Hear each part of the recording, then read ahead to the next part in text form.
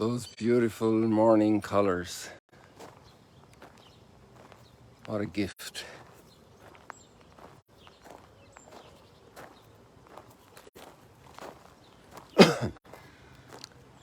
Good morning.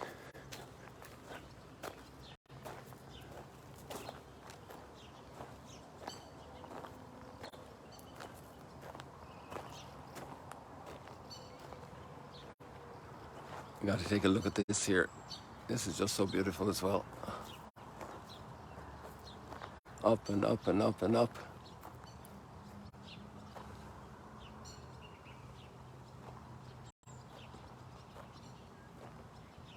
Up and up and up and up. Morning, George. If you come on screen, you'll be seen all over the world right now. Wasn't it worth getting up for the early sunrise? Yeah, I came here at about 5:40. We're online here. We're on live stream. Okay. Good morning, everybody. Yeah. Well, do you want to get on screen? Whatever you say. Whatever you feel like. Oh, that's up to you, George. George is a great friend of the Holy Land. He's a Catholic, but nobody's perfect, you know. Don't hold it against him. Don't hold that against me, please do not. Where are you from, George? I'm originally from the Bronx, New York. From the Bronx? Yep. Went to. Can anything good come out of the Bronx? Yes, George Felton. I went to Catholic grammar school at Sacred Heart in the Bronx, and I went to All Hallows High School. Wow. In the Bronx, and I thank the Irish Christian Brothers all the time for my education. George, we're going to start walking along here because this is called Sunrise Stroll and Chat. George was unsure that he was going to be up with us this morning, but you know, Providence is good, and here he is. But it's a pity to miss the sunrise like this, you know. Yeah. It's worth getting up. Well, you know, I was sitting early this morning, Kelly, and when Father did the homily yesterday, and he talked about the pathway, and the sun was just coming up below those in between that little space, and we can see it right now.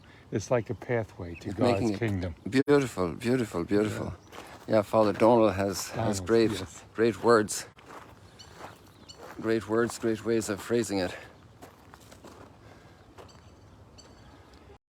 So we're enjoying this beautiful sunrise, and it's a special day today. It's the day of grandparents. That's right. I remember that. And the letter, I put the link in here. I'm not sure if it's going to copy for you. Some people tell me it does show up as a link in Facebook, but I'm not sure if I put it into, I don't think I put it into Instagram, but it's very easy to Google if you have a problem with it. Just Google Grandparents' Day or World Grandparents' Day message, Pope Francis, and it's absolutely a beautiful letter about aging. So even if you're not a grandparent and you're in the select club of the aging, because that means a lot of others didn't make it, you know, and God rest their souls. They were there around the same year we were born, but they didn't hang out that long here on the earth. They were called home earlier, and we're in that select club of the aging. Everybody is since the day they were born. I didn't get to check my WhatsApp this morning, and I can't wait because there was a family here yesterday on the visit, and apparently the lady went into labor yesterday evening. And it's funny, you know, I was too sleepy. That's what I didn't think of it. I should have checked my WhatsApp to tell you the news if there's a new baby here that was just born yesterday. We had a delightful time with her husband and her parents and her friends on the tour yesterday here on the site. And they're expecting a baby boy, and they didn't have the name yet.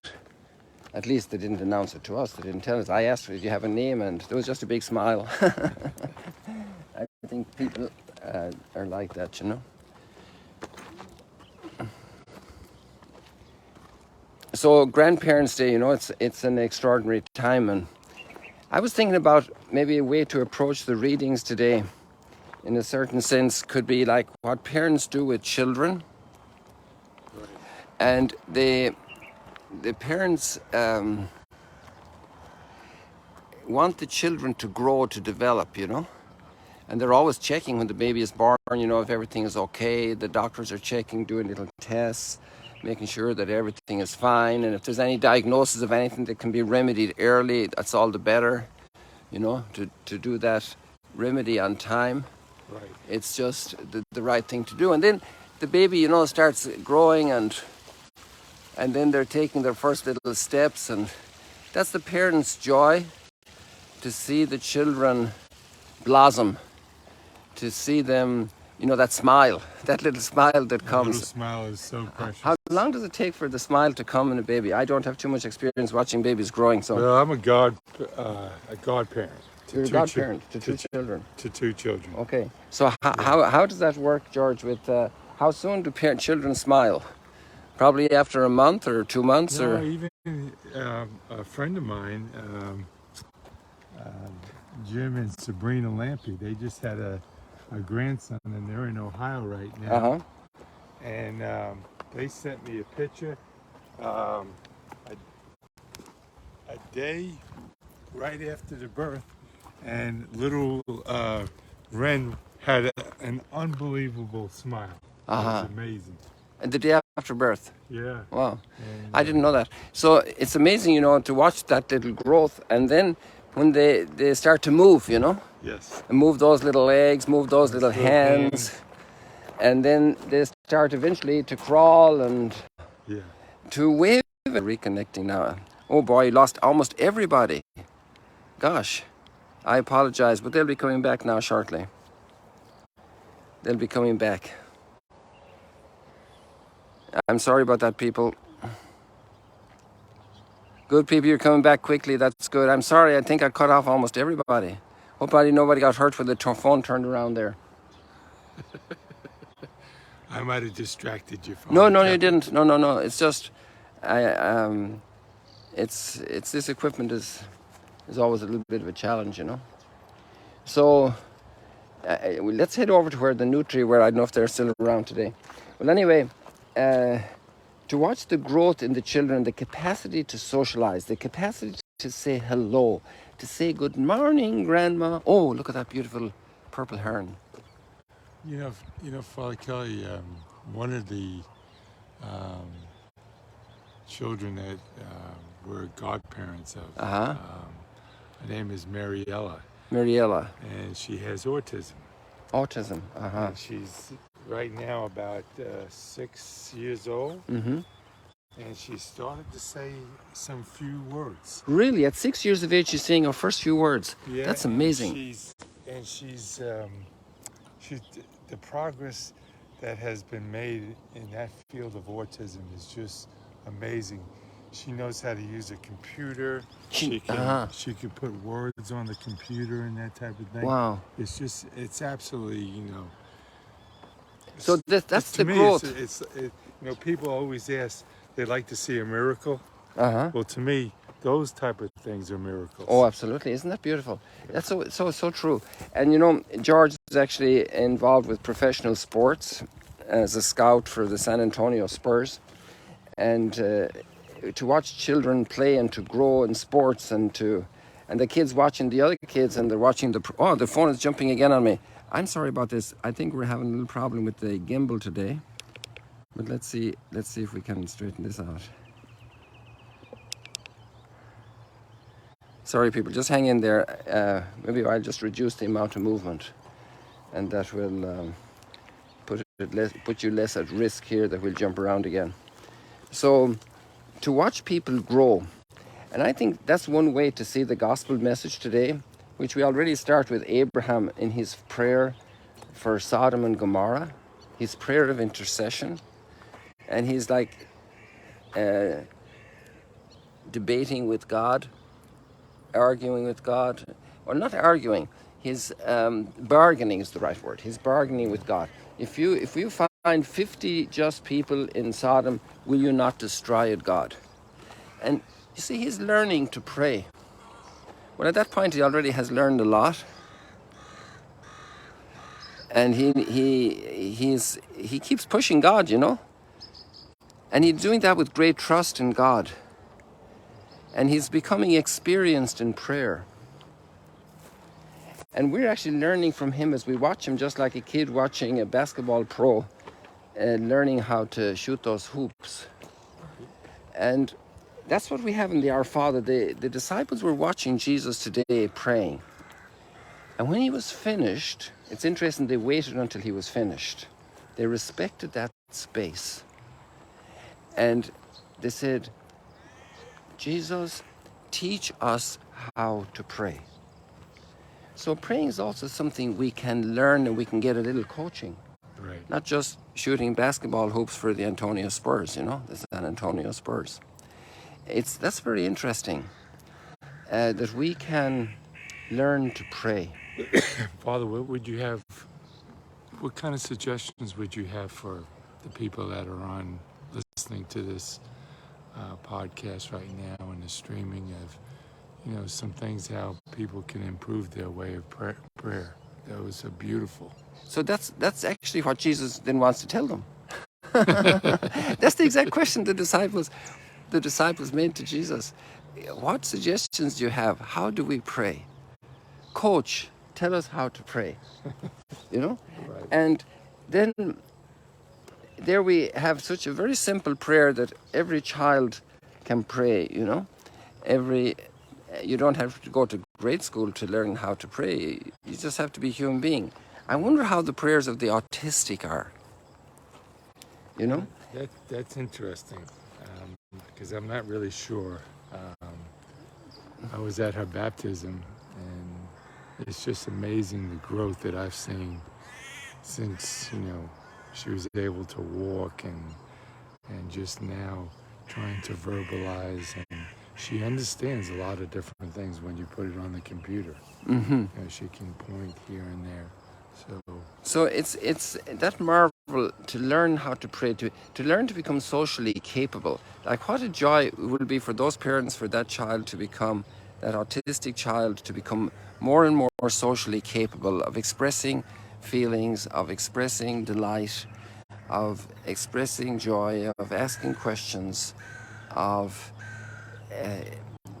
just engaging the others, and engaging in very different ways. Right. And so that's part of the beauty of prayer, is engaging with God. Yes. And an autistic child, how aware are they of many people around them? And then little by little their circle is growing, just like it is for every baby that grows up, because at the beginning the only reference point is mom and dad. Right. And then there are siblings in the picture, and then there are grandparents in the picture. And little by little the circle is growing, and visitors come in, and maybe people who share work with one of the parents is in the scene. And little by little the child is becoming capable and goes to kindergarten, and then starts playing with other kids and comes home and talks about their friends. And a person that's not able to socialize is missing out a lot in life. And so I have a big wish in my heart today that people will discover the possibility of personal prayer, of that company with God. And you don't need an appointment. He's always open. He's always there. He's always ready to welcome our greeting, to welcome our good morning, to welcome our smile. And we don't have to complicate it. And there's so much in the simple teaching of Jesus' prayer today. Our Father,